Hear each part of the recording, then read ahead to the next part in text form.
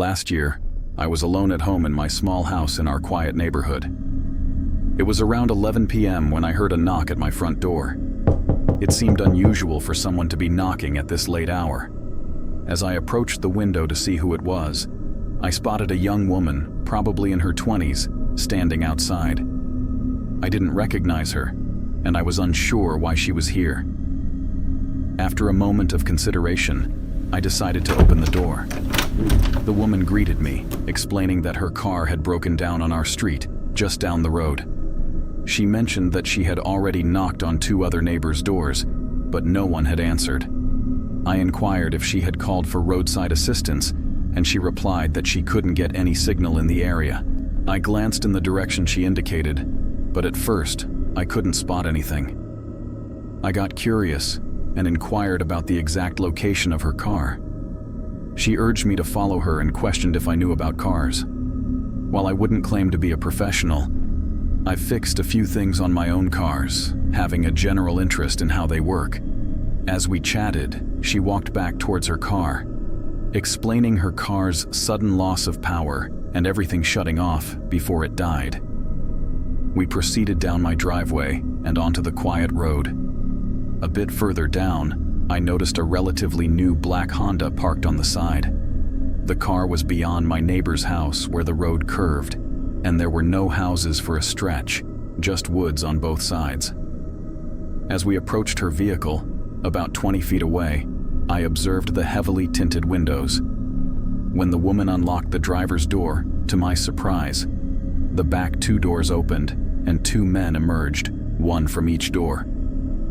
Being just 10 feet away, I instantly turned around and quickly ran in the opposite direction. Facing 2 assailants with no means to defend myself, I chose not to linger.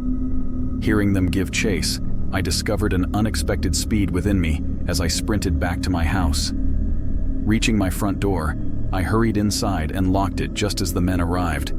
They attempted to enter, but I managed to secure the door. Without wasting a moment, I grabbed my phone and called the police.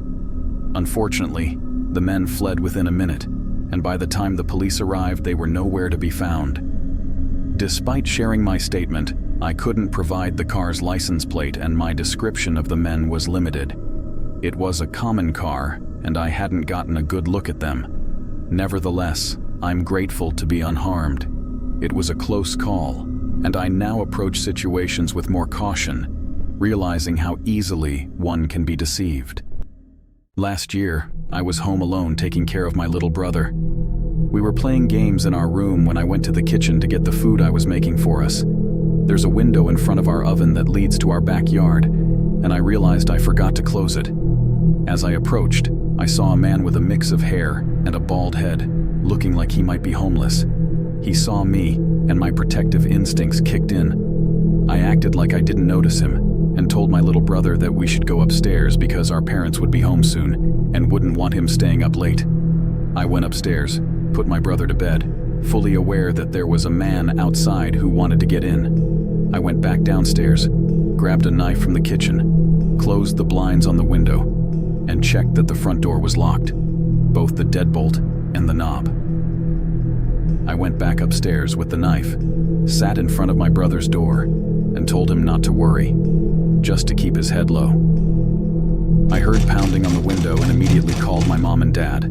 I dialed my parents with my phone, and with my little brother's phone, I called 911. The pounding continued, and my dad's friend was in the area, so my dad called him, and his friend rushed over to our house.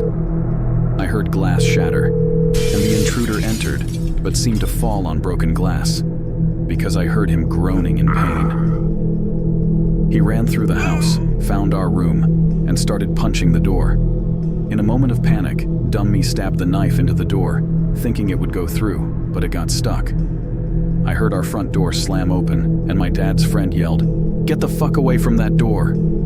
There was a loud smack, and when he said it was okay to open the door, the intruder was on the ground, blood pouring out. 15 minutes later, the police arrived and found out the guy had escaped from a mental hospital from another province. It was a terrifying experience, but I'm grateful my dad's friend was there to almost knock out the guy with one punch. This was the most traumatic experience of my life. and my parents never left us home, alone, ever since. A family friend was enjoying his morning coffee alone on the back porch when he noticed a large, unkempt male coming out of the trees. The guy started running menacingly towards the house.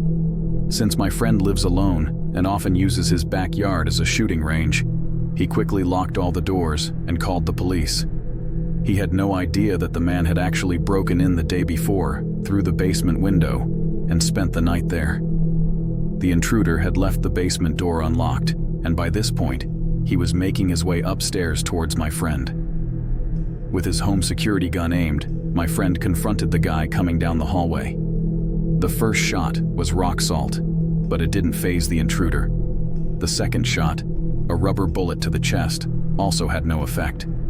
Unsure if the third shot was buckshot, a slug, or if he was using a rifle, my friend fired again, creating a hole in the intruder's chest.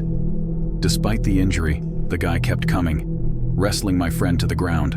Unfortunately, the injury caught up to the intruder, and he died on top of my friend.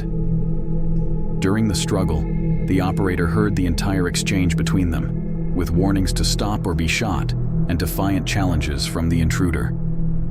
The police arrived soon after, and the incident made it to the local papers. There was a criminal investigation, but my friend was eventually cleared. It turned out the intruder had escaped from prison in Baltimore a few days earlier and had made his way into the rural country, about 50 miles away. I haven't spoken directly to my friend, only to his parents since the incident. But fuck, I imagine that messed him up a bit, considering the guy had obviously slept for at least one night in his basement and he basically died on top of him.